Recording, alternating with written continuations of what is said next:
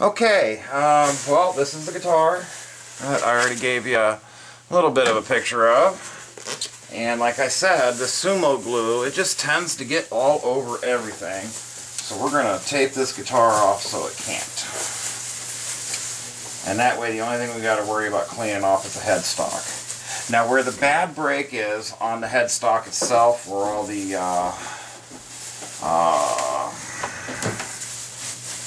mother of pearl and stuff got broke out, we're going to cut that square and graft in a piece of walnut or something to cover it up. So I'm going to tape her up here real good and make sure she is completely covered so we can't get sumo glue fingerprints all over. Joe and I have both spent an hour literally cleaning fingerprints off, if not more.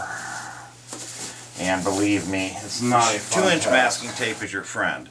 And do not buy cheap tape. Always buy good tape, because cheap tape can have extra chemicals in it that you do not need, that can rip the finish right off of a guitar. And even good tape, if you leave it on a guitar too long, or a violin or anything, and you go to pull it off, it can rip that finish right off. And that is not something. These bags are great. We use them as work pads, as you've seen right here on our gurney. They protect the guitar from moisture. They keep the moisture level proper in the instrument. So, you know, you want to keep your instruments between 35 and 40% humidity. Too low, it'll dry out and crack. Too wet, it'll warp. Humidity is a big killer. Okay, right now I am pre-fitting the clamping. Now I will not use these clamps. This breaks really bad, so we decided to do a pin. So we're actually going to drill a hole right about here where the laminate's broken. You can see that the laminate's all broke off here.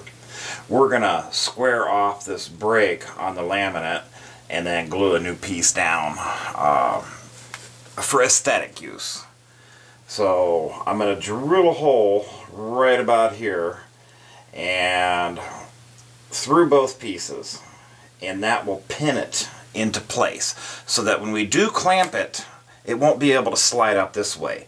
The wood grain, where's my finger? There it is. The wood grain, you know, being like it is, it will not let the two pieces slide sideways this way. But it will let it go this way.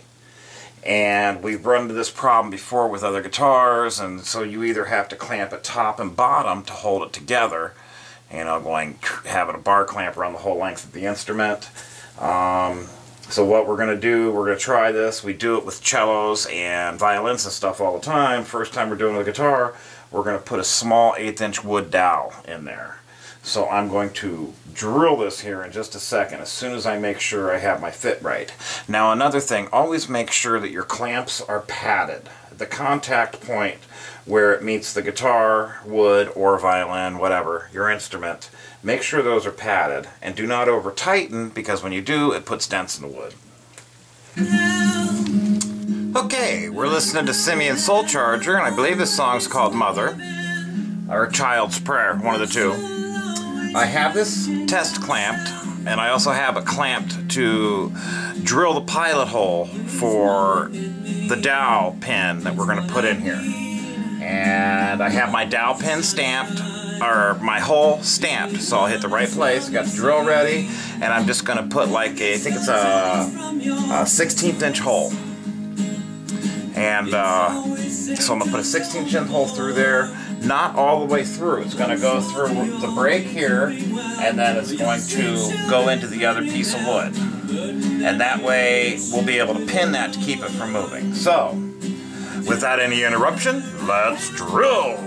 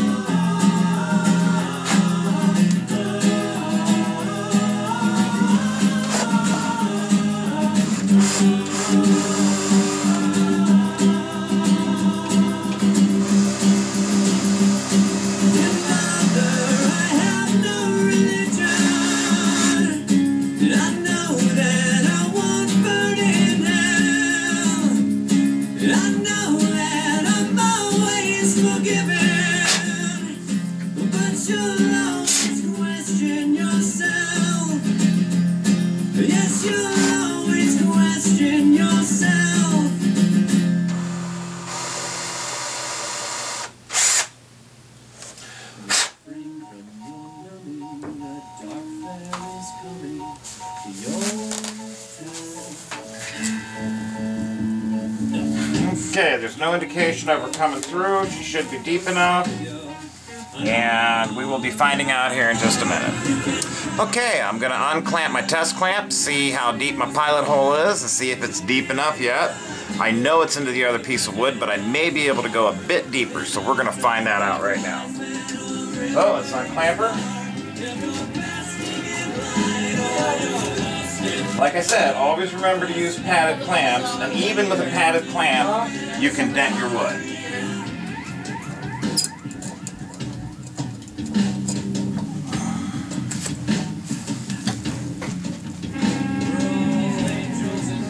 I'm going to hold this in place while I remove this clamp. Now, when I did my test fit, I went along all of the brake to see how tight those seams were. And they almost disappear on the lower bout side of the guitar. I should say the bass side of the guitar. They almost disappear on the face of the neck. And then on the sides of the headstock, they disappear. But this was a pretty violent break. Now then, this is the big news. If I went into the other piece of wood, and that's what we want, she slides apart, and yes, I'm into it. And I need to find out how deep I'm into it.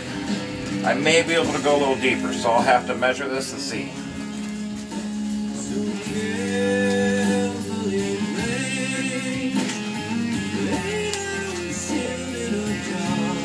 And come on, give her, yeah.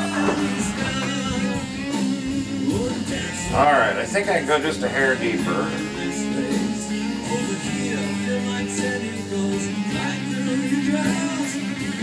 Yeah, I'm not very far into her. So I'll drill this a little bit by hand right now and get back to you in a minute.